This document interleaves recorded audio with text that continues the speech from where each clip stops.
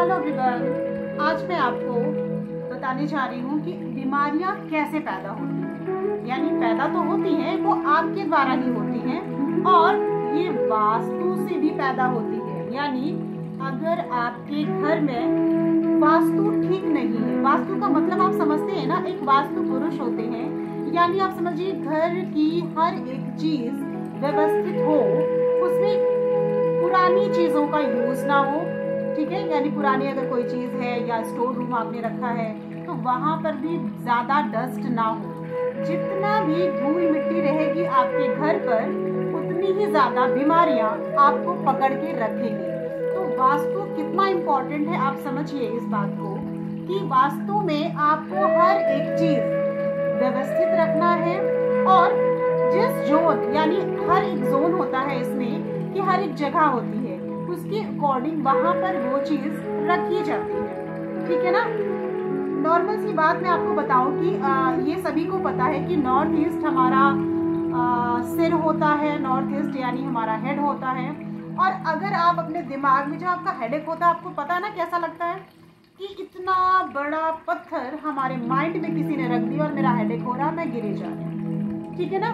तो उसी तरह नॉर्थ ईस्ट में अगर आपने कोई भारी सामान रखा तो वहां प्रॉब्लम होनी ही होनी है। वहां प्रॉब्लम का मतलब आपके माइंड में भी होगा। अगर वहां पर दिक्कत है तो आपको भी, और केवल एक को नहीं, घर में जितने मेंबर हैं उन सबको इफेक्ट पड़ेगा।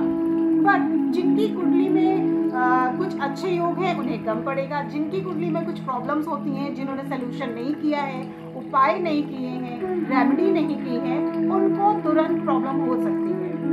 फिर भी ये बीमारियां टाइम लेती है। बहुत सी बड़ी बीमारियां 1 मिनट में नहीं होती, उसे कम से कम 6 महीने, साल भर लग जाते हैं, या और भी साल। जैसे आपने कैंसर वगैरह की बीमारी सुनी है, ठीक है ना। तो आपको बताने का मतलब मेरा इतना है कि नॉर्थ ईस्ट अगर आपको पता है तो सबसे पहले तो नॉर्थ ईस्ट में गंदगी नहीं रखनी है, ठीक है। नॉर्थ ईस्ट में हमारा टॉयलेट नहीं होना चाहिए, और अगर होता है तो उसका कुछ उपाय किया जाता है। और अगर थोड़ा उपाय करने के बाद भी आपको रिजल्ट नहीं मिलता तो समझिए प्रॉब्लम ज्यादा है, ठीक है ना। तो ये बताने का मतलब बस इतना है कि अगर आपका नेगेटिव है नॉर्थ ईस्ट जोन, ठीक है ना, तो उसे आपको ठीक करना है। आप कोई उपाय नहीं कर सकते, it's okay, but north east से कम सफाई प्रॉपर करके रखिए। वहां पर मंदिर होता है, ठीक है। और अगर आपका स्पेस नहीं है, आपका नॉर्थ ईस्ट में मंदिर नहीं है, तो इट्स ओके, कोई बात नहीं, आप वहां पर सफाई रखिए। नॉर्थ ईस्ट में आप थोड़ी देर, मतलब आप 1 मिनट बैठ के मेडिटेशन करिए, ध्यान करिए, या आप किसी भी जाप का, जैसे ओम नमः शिवाय या कोई भी एक जाप, कोई भी एक मंत्र आपको चैंट करना है, आप 1 मिनट बैठ के वहां चैंट करिए, आपको बहुत रिलैक्स मिलेगा। आपके घर में अगर प्रॉब्लम हो रही है, या आपके घर में लड़ाइयाँ, मतलब किसी भी तरह की, नॉर्थ ईस्ट क्लीन करिए, उसे अच्छा रखिए। और हो सके तो वहां थोड़ी देर, वहां ज्यादा देर नहीं बैठते, ओनली थोड़ी देर, 10 मिनट बैठ सकते हैं, लेकिन आप कोशिश करिए, ठीक है, क्योंकि हर चीज का अलग अलग रूल्स होते हैं, बहुत सारी चीजें। ये वीडियो बताने का मकसद केवल और केवल इतना है कि बीमारियां कैसे आती हैं। यानी आपका नॉर्थ ईस्ट खराब होगा तो बीमारियां आएंगी, या फिर मैंने रेकी के द्वारा आपको बताया कि अगर आपका ऑरा, यानी आपका जो सर्कल है, अगर वो इफेक्टिव, मतलब उसमें नेगेटिव चीजें, आपका होल है, छेद हो रहे हैं, आप बहुत नेगेटिव पर्सन हैं, तो ऑटोमेटिक वो होगा, तो वहां से भी बीमारियां आपको मिलती हैं, वास्तु से भी मिलती हैं। और या फिर आपकी कुंडली में कुछ ऐसे दोष हैं जिनकी वजह से भी आपको प्रॉब्लम हो सकती है। तो कोशिश करिए कि अपनी कुंडली या अपनी न्यूमरोलॉजी से, रेकी से, किसी से भी कंसल्ट कराइए, और कुछ भी प्रॉब्लम है तो सॉर्ट आउट करिए। ऐसा कुछ भी नहीं है दुनिया में जो नहीं हो सकता, सब कुछ हो सकता है आपके माइंड से। आपको ये सोचना है मैं सब कुछ कर सकती हूँ या कर सकता हूँ। आपको एक भी बीमारी टच नहीं कर पाएगी, आपको छू नहीं पाएगी, अगर आप ईमानदार सच्चे हैं और ईमानदारी से आगे बढ़ रहे हैं, गलत काम नहीं कर रहे, आपके कर्म अच्छे हैं। और कर्म में एक चीज का ध्यान रखिएगा, मैं थोड़ा हटके भी बता रही हूँ। कहावत सुनी है, नेकी कर नदी में डाल। मतलब आपको अपने कर्म करने हैं। वो व्यक्ति क्या रिप्लाई कर रहा है, क्या बोल रहा है, नो मैटर, इससे कोई मैटर नहीं है, कोई मतलब नहीं है इससे। आपको अपना कर्म करना है, अपना काम करना है। आपको इफेक्ट पड़ेगा, प्रभाव पड़ेगा अच्छे काम करने से।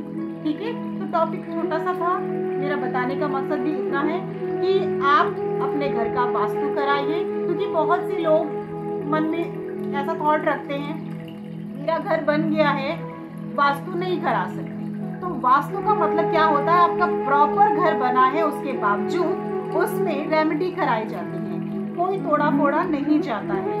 ओके, सिर्फ आपको ध्यान ये देना है कि वास्तु भी कुछ होता है, ऐसा नहीं है कि कुछ नहीं होता। कुछ लोग तो कुंडली मानते हैं कि हाँ भाई वही होता है। अगर आप सब तरफ से, ठीक है, सब तरफ से अच्छा करके रखेंगे, कोई प्रॉब्लम होगी कैसे। और पैसा ही सब कुछ नहीं होता कि आपने पैसे से वास्तु भी करा लिया, आप रेकी के लिए कि लोग भाई पैसे दे दिए, रेकी से आप मुझे ठीक कर दो। लेकिन आपके कर्म खराब है, आप गलत काम करते हो, आप गाली देते हो, सॉरी अब्यूज करते हो, गलत चीज बोल रही हूँ। बट अगर आपके कर्म अच्छे नहीं है, आप किसी के प्रति गलत भावना रखते हो, फीलिंग करते हो, गलत चीज सोचते हो, तो ये सारी रेमेडी वर्क नहीं करेगी। ओके, तो कोशिश करिए कि सारी रेमेडीज कराइए, vastu, numerology, reiki, tarot, healing, कुछ भी, मतलब सब कुछ आप करिए। उसके साथ साथ आपको अपना माइंड सेट करके रखना है कि मुझे पॉजिटिव वाइब्स, यानी अच्छे थॉट्स रखने हैं, अच्छा सोचना है, अच्छा बोलना है और अच्छा ही लोगों को बताना है।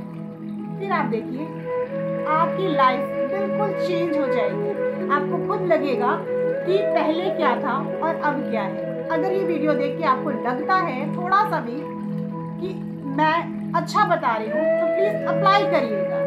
जरूरी नहीं है कि मेरी वीडियो आप शेयर करो, लाइक करो, कमेंट करो, कुछ मत करो। जो ये पहली बार देख रहा है अप्लाई करो। और अच्छा लगता है, आपकी फ्रेंड सर्कल में कोई है प्रॉब्लम किसी को, तो आप उसे सेंड कर सकते हो कि आप भी देखो और ऐसा करके देखो। फीडबैक देना है आपको, बस कितना करना है, रिजल्ट मिलता है आपको, कुछ भी पॉजिटिविटी मिलती है तो आप फीडबैक दीजिए, कैसा है, क्या है और किस तरह से आपको रिलैक्स मिला या आपको जैसा भी था। ठीक है, तो आज का मेरा बताने का बस इतना ही था कि बीमारियां कैसे पैदा होती हैं, और जब बीमारी हो जाती है तो कंटिन्यू डॉक्टर के चक्कर लगाते लगाते थक जाते हैं। तो उससे अच्छा बीमारी ही ना हो।